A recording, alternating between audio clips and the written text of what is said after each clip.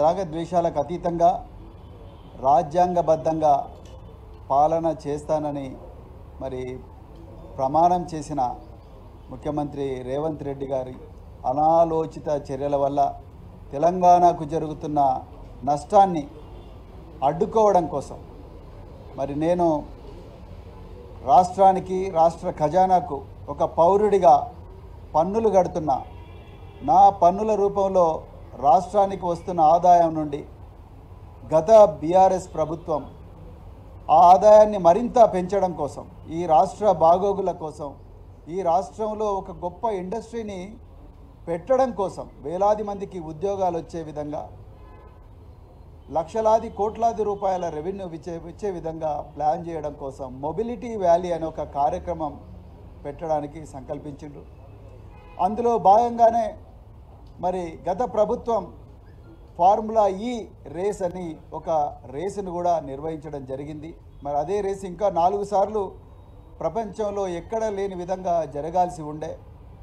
కానీ ఈరోజు రేవంత్ రెడ్డి గారి అనాలోచిత చర్యల వల్ల ఆ మొబిలిటీ వ్యాలీ రాకుండా పోయింది. దానివల్ల ఒక పౌరుడిగా, ఒక పన్ను కట్టే సిటిజన్గా, రాష్ట్ర ఖజానాకు పన్నులు కడుతున్న ఒక సిటిజన్గా నాకు నష్టం జరిగింది, ఆ తెలంగాణ ప్రజలకు నష్టం జరిగింది. తెలంగాణలో వేలాది ఉద్యోగాలు వచ్చే అవకాశం చేతులారా కోల్పోయినాం మనం. మరి ఇందులో ముఖ్యమంత్రి రేవంత్ రెడ్డి గారిని కూడా ప్రశ్నించాలి. వారి పాత్రనే ఎక్కువగా ఉన్నది. వారి పాత్ర మరి ప్రభుత్వం, ఆనాటి ప్రభుత్వం ఈ రాష్ట్రాన్ని గొప్పగా తీర్చిదిద్దాలి, లక్షలాది మందికి, వేలాది మందికి ఉద్యోగాలు ఇవ్వాలి అన్న సంకల్పంతో మరి గొప్ప పెట్టుబడి పెడితే ఆ పెట్టుబడి నీరుగారే విధంగా ఇవాళ ముఖ్యమంత్రి మరి వ్యవహరించారు. ఆ సందర్భంగా మరి నేను ఇవాళ నార్సింగి పోలీస్ స్టేషన్లో మరి ముఖ్యమంత్రి గారిని మీద కూడా కేసు పెట్టాలని చెప్పేసి మరి మొత్తం కూడా రీసెర్చ్ చేసి ఆ సమాచారాన్ని సేకరించి ఆ సమాచారాన్ని నా ఫిర్యాదులో పొందుపరిచి ఇవాళ నార్సింగి పోలీస్ స్టేషన్లో నేను, నాతో పాటు ముషీరాబాద్ ఎమ్మెల్యే గారు, గౌరవ పెద్దలు మరి ముఠా గోపాల్ గారు, అదేవిధంగా మరి ఎమ్మెల్సీ నవీన్ కుమార్ రెడ్డి గారు, అదేవిధంగా మాజీ కార్పొరేషన్ చైర్మన్లు వాసుదేవరెడ్డి గారు, రాకేష్ గారు, మేమందరం కలిసి ఇవాళ మరి నార్సింగి పోలీస్ స్టేషన్లో కంప్లైంట్ ఇవ్వడానికి పోతున్నాం. మరి నార్సింగి పోలీస్ స్టేషన్లో ఇన్స్పెక్టర్ గారి అపాయింట్మెంట్ కూడా నేను తీసుకున్నాను.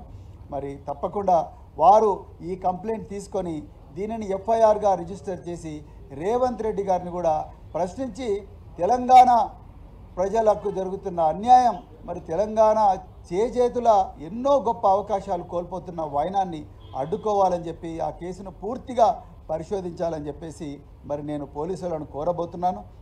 అందులో భాగంగానే ఈరోజు మేము నార్సింగి పోలీస్ స్టేషన్లో పోయి అక్కడ కంప్లైంట్ దాఖలు చేస్తున్నాం. జై తెలంగాణ.